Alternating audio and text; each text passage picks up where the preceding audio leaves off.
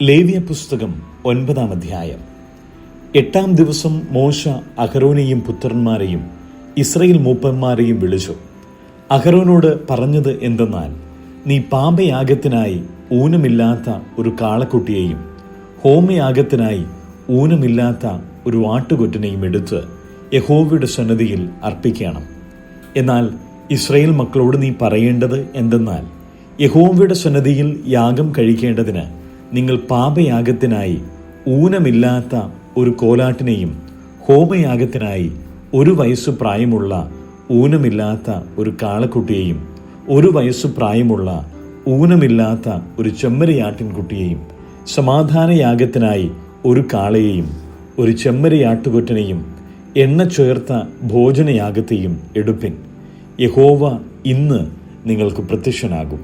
മോശ കൽപ്പിച്ചവയെ അവർ സമാഗമന കൂടാരത്തിന് മുമ്പിൽ കൊണ്ടുവന്നു. സഭ മുഴുവനും അടുത്തു വന്ന് യഹോവയുടെ സന്നിധിയിൽ നിന്നു.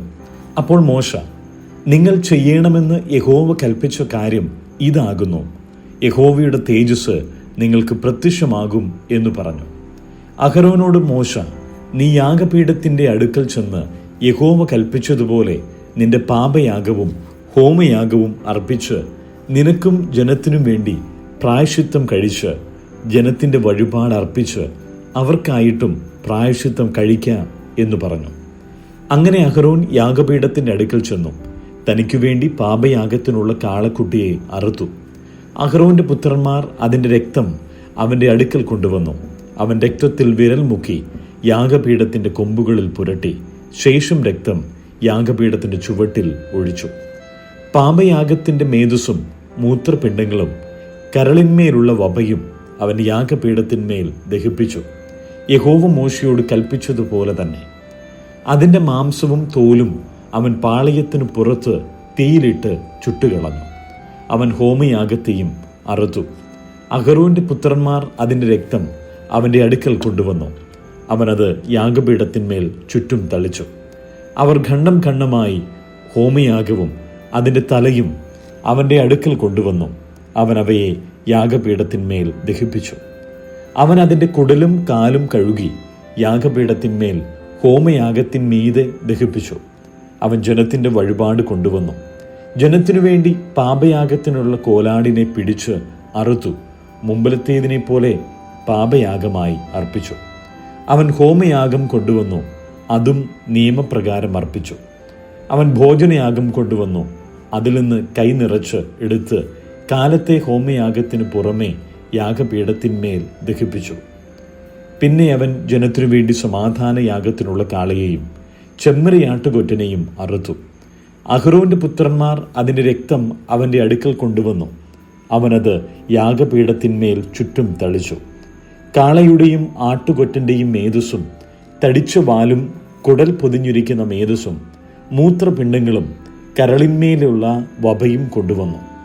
അവൻ മേധസ് നെഞ്ചുകണ്ടങ്ങളുടെ മേൽ വെച്ചു. അവൻ മേധസ് യാഗപീഠത്തിന്മേൽ ദഹിപ്പിച്ചു.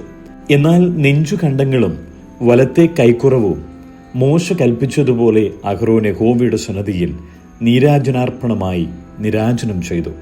പിന്നെ അഹരോൻ ജനത്തിനു നേരെ കൈ ഉയർത്തി അവരെ ആശീർവദിച്ചു. പാപയാഗവും ഹോമയാഗവും സമാധാനയാഗവും അർപ്പിച്ചിട്ട് അവൻ ഇറങ്ങിപ്പോന്നു. മോശയും അഹരോനും സമാഗമന കൂടാരത്തിൽ കടന്നിട്ട് പുറത്തു വന്ന് ജനത്തെ ആശീർവദിച്ചു. അപ്പോൾ യഹോവയുടെ തേജസ് സകല ജനത്തിനും പ്രത്യക്ഷമായി. യഹോവയുടെ സന്നിധിയിൽ നിന്ന് തീ പുറപ്പെട്ടു യാഗപീഠത്തിന്മേൽ ഉള്ള ഹോമയാഗവും മേധസ്സും ദഹിപ്പിച്ചു. ജനമെല്ലാം അത് കണ്ടപ്പോൾ ആർത്തു സാഷ്ടാംഗം വീണു. ലേവ്യ പുസ്തകം 10-ാം അധ്യായം.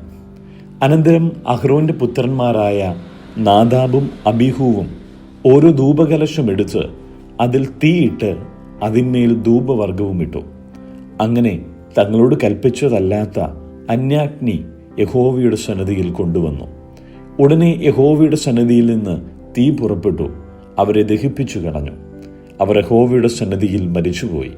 അപ്പോൾ മോശ, എന്നോട് അടുക്കുന്നവരിൽ ഞാൻ ശുദ്ധീകരിക്കപ്പെടും, സർവ്വജനത്തിൻ്റെയും മുമ്പാകെ ഞാൻ മഹത്വപ്പെടും എന്ന് യഹോവ അരുളി ചെയ്തത് ഇതുതന്നെ എന്ന് അഹരോനോട് പറഞ്ഞു.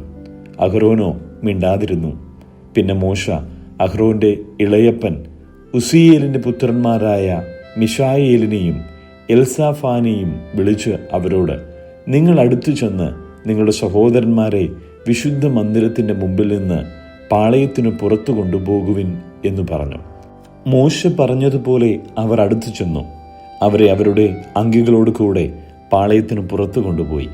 പിന്നെ മോശ അഹ്റോനോടും അവൻ്റെ പുത്രന്മാരായ എലയാസരോടും ഈഥാമാരോടും, നിങ്ങൾ മരിക്കാതെയും സർവ്വസഭയുടെ മേൽ കോപം വരാതെയും ഇരിപ്പാൻ നിങ്ങളുടെ തലമുടി പിച്ചിപ്പറിക്കരുത്, നിങ്ങളുടെ വസ്ത്രം കീറുകയും അരുത്. നിങ്ങളുടെ സഹോദരന്മാരായ ഇസ്രായേൽ ഗൃഹമൊക്കെയും യഹോവ ദഹിപ്പിച്ച ദഹന നിമിത്തം കരയട്ടെ. നിങ്ങളോ മരിച്ചു പോകാതിരിക്കേണ്ടതിന് സമാഗമന കൂടാരത്തിൻ്റെ വാതിൽ വിട്ട് പുറത്തു പോകരുത്. യഹോവയുടെ അഭിഷേക തൈലം നിങ്ങളുടെ മേൽ ഇരിക്കുന്നുവല്ലോ എന്ന് പറഞ്ഞു. അവർ മോശയുടെ വചനം പോലെ തന്നെ ചെയ്തു. യഹോവ അഹ്റോനോട് അരുളി ചെയ്തത്, നീയും നിന്റെ പുത്രന്മാരും മരിച്ചു പോകാതിരിക്കേണ്ടതിന് സമാഗമന കൂടാരത്തിൽ കിടക്കുമ്പോൾ വീഞ്ഞും മദ്യവും കുടിക്കരുത്. ഇത് നിങ്ങൾക്ക് തലമുറ തലമുറയായി എന്നേക്കുമുള്ള ചട്ടമായിരിക്കണം. ശുദ്ധവും അശുദ്ധവും മലിനവും നിർമ്മലവും തമ്മിൽ നിങ്ങൾ വകതിരിക്കേണ്ടതിനും യഹോവ മോശ മുഖാന്തരം ഇസ്രായേൽ മക്കളോട് കൽപ്പിച്ച സകല പ്രമാണങ്ങളും അവരെ ഉപദേശിക്കേണ്ടതിനും തന്നെ. അഹ്റോനോടും അവൻ്റെ ശേഷിപ്പുള്ള പുത്രന്മാരായ എലയാസരോടും ഈഥാമാരോടും മോശ പറഞ്ഞത് എന്തെന്നാൽ, യഹോവയുടെ ദഹനയാഗങ്ങളിൽ ശേഷിപ്പുള്ള ഭോജനയാഗം നിങ്ങൾ എടുത്ത് യാഗപീഠത്തിൻ്റെ അടുക്കൽ വെച്ച് പുളിപ്പില്ലാത്തതായി ഭക്ഷിപ്പിൻ. അത് അതിവിശുദ്ധം. അതൊരു വിശുദ്ധ സ്ഥലത്ത് വെച്ച് ഭക്ഷിക്കണം. യഹോവയുടെ ദഹനയാഗങ്ങളിൽ അത് നിനക്കുള്ള അവകാശവും നിന്റെ പുത്രന്മാർക്കുള്ള അവകാശവും ആകുന്നു. ഇങ്ങനെ എന്നോട് കൽപ്പിച്ചിരിക്കുന്നു, നീരാജനത്തിൻ്റെ നെഞ്ചും ഉദർച്ചയുടെ കൈക്കുറവും നീയും നിന്റെ പുത്രന്മാരും പുത്രിമാരും വെടിപ്പുള്ള ഒരു സ്ഥലത്ത് വെച്ചു തിന്നേണം. ഇസ്രായേൽ മക്കളുടെ സമാധാന യാഗങ്ങളിൽ അവ നിനക്കുള്ള അവകാശവും നിന്റെ മക്കൾക്കുള്ള അവകാശവുമായി നൽകിയിരിക്കുന്നു. മേധസ്സിൻ്റെ ദഹനയാഗങ്ങളോടുകൂടെ അവർ യഹോവയുടെ സന്നിധിയിൽ നീരാജനം ചെയ്യേണ്ടതിന് ഉദർച്ചയുടെ കൈക്കുറകും നീരാജനത്തിൻ്റെ നെഞ്ചും കൊണ്ടുവരേണം.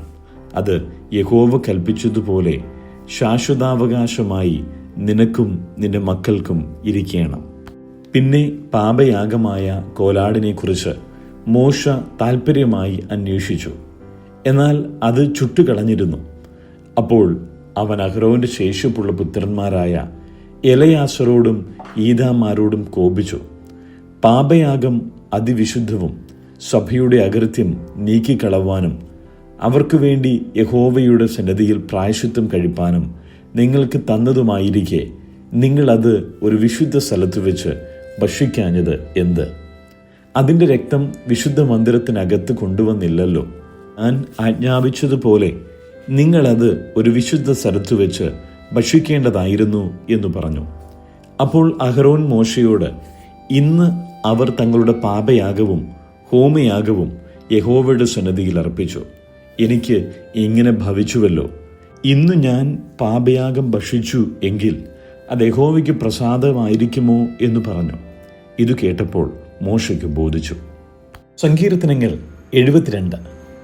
ദൈവമേ, രാജാവിന് നിന്റെ ന്യായവും രാജകുമാരന് നിന്റെ നീതിയും നൽകണമേ. അവൻ നിന്റെ ജനത്തെ നീതിയോടും നിന്റെ എളിയവരെ ന്യായത്തോടും കൂടെ പരിപാലിക്കട്ടെ. നീതിയാൽ പർവ്വതങ്ങളിലും കുന്നുകളിലും ജനത്തിന് സമാധാനം വിളയട്ടെ. ജനത്തിൽ എളിയവർക്ക് അവൻ ന്യായം പാലിച്ചു കൊടുക്കട്ടെ. ദരിദ്ര ജനത്തെ അവൻ രക്ഷിക്കുകയും പീഡിപ്പിക്കുന്നവരെ തകർത്തുകളയുകയും ചെയ്യട്ടെ.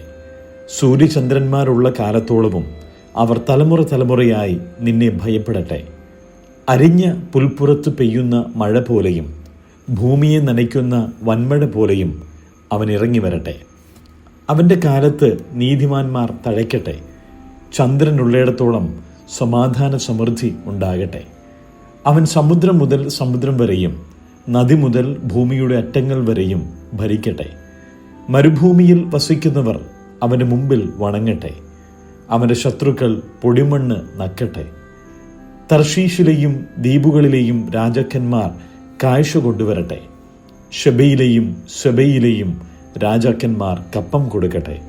സകല രാജാക്കന്മാരും അവനെ നമസ്കരിക്കട്ടെ, സകല ജാതികളും അവനെ സേവിക്കട്ടെ.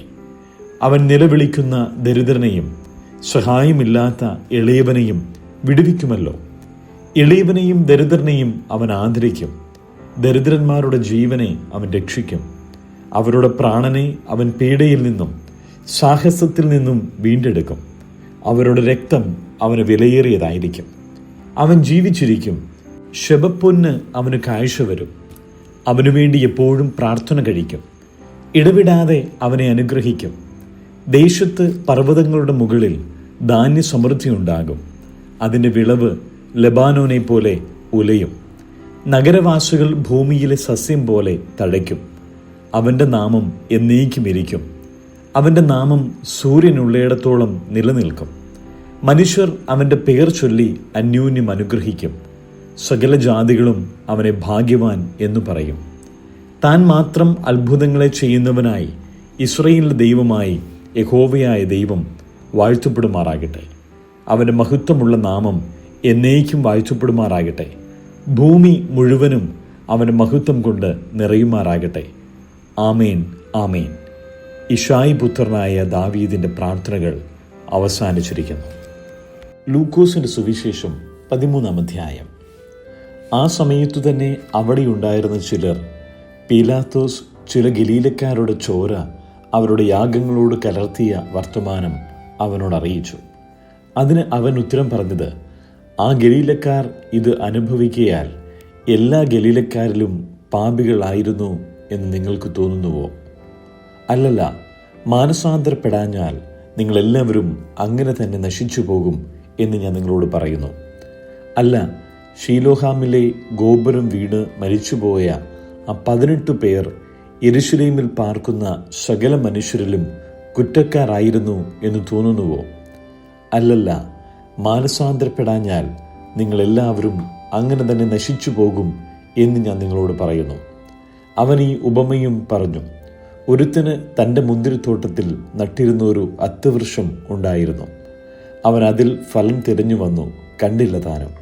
അവൻ തോട്ടക്കാരനോട്, ഞാനിപ്പോൾ 3 സംവത്സരമായി ഈ അത്തിയിൽ ഫലം തിരിഞ്ഞു വരുന്നു, കാണുന്നില്ല താനും.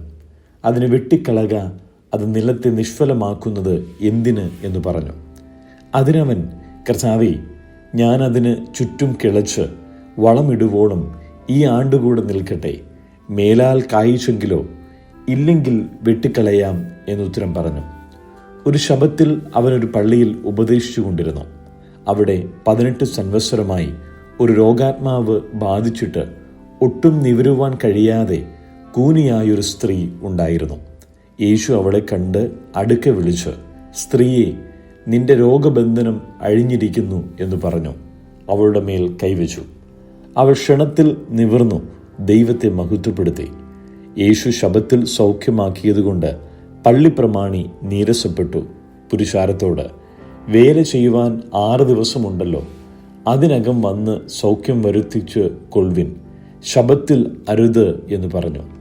കർത്താവ് അവനോട്, കപടഭക്തിക്കാരെ, നിങ്ങളിൽ ഓരോരുത്തൻ ശബ്ബത്തിൽ തൻ്റെ കാളയെയോ കഴുതയെയോ തൊട്ടിയിൽ നിന്ന് അഴിച്ചു കൊണ്ടുപോയി വെള്ളം കുടിപ്പിക്കുന്നില്ലയോ? എന്നാൽ സാത്താൻ 18 സംവത്സരമായി ബാധിച്ചിരുന്ന അബ്രഹാമിൻ്റെ മകളായ ഇവളെ ശബ്ബത്തു നാളിൽ ഈ ബന്ധനം അഴിച്ചു വിടേണ്ടതല്ലയോ എന്നുത്തരം പറഞ്ഞു. അവനിത് പറഞ്ഞപ്പോൾ അവൻ്റെ വിരോധികൾ എല്ലാവരും നാണിച്ചു. അവനാൽ നടക്കുന്ന സകല മഹിമകളാലും പുരുഷാരമൊക്കെയും സന്തോഷിച്ചു. പിന്നെ അവൻ പറഞ്ഞത്, ദൈവരാജ്യം ഏതിനോട് സദൃശം? ഏതിനോട് അതിനെ ഉപമിക്കേണ്ടു? ഒരു മനുഷ്യൻ എടുത്ത് തൻ്റെ തോട്ടത്തിൽ ഇട്ട കടുകുമണിയോട് അത് സദൃശം. അത് വളർന്നു വൃക്ഷമായി. ആകാശത്തിലെ പക്ഷികളും വന്ന് അതിൻ്റെ കൊമ്പുകളിൽ വസിച്ചു.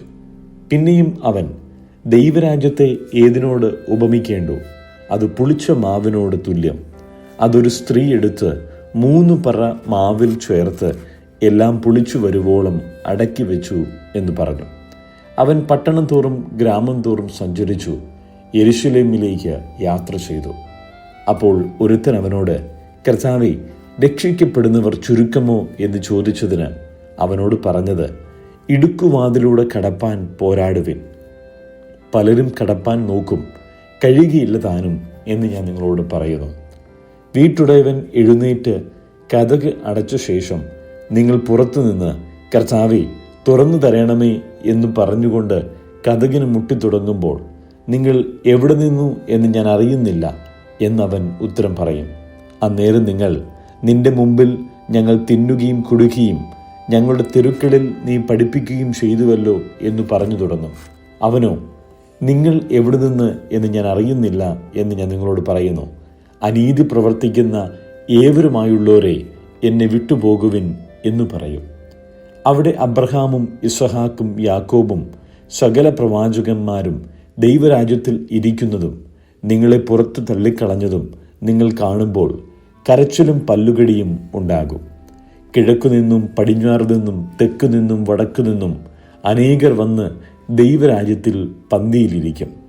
മുൻപന്മാരായി തീർന്ന പിൻപന്മാരുണ്ട്, പിൻപന്മാരായി തീർന്ന മുൻപന്മാരുമുണ്ട്. ആ നാഴികയിൽ തന്നെ ചില പരീശന്മാർ അടുത്തു വന്നു, ഇവിടം വിട്ട് പൊയ്ക്കൊള്ളുക, ഹെരോദാവ് നിന്നെ കൊല്ലുവാൻ ഇച്ഛിക്കുന്നു എന്നവരോട് പറഞ്ഞു. അവൻ അവരോട് പറഞ്ഞത്, നിങ്ങൾ പോയി ആ കുറുക്കനോട് ഞാൻ ഇന്നും നാളെയും ഭൂതങ്ങളെ പുറത്താക്കുകയും രോഗശാന്തി വരുത്തുകയും 3-ാം നാളിൽ സമാപിക്കുകയും ചെയ്യും. എങ്കിലും ഇന്നും നാളെയും മറ്റന്നാളും ഞാൻ സഞ്ചരിക്കേണ്ടതാകുന്നു. യെരൂശലേമിന് പുറത്തു വെച്ച് ഒരു പ്രവാചകൻ നശിച്ചു പോകുന്നത് അസംഭവ്യമല്ലോ എന്ന് പറവിൻ.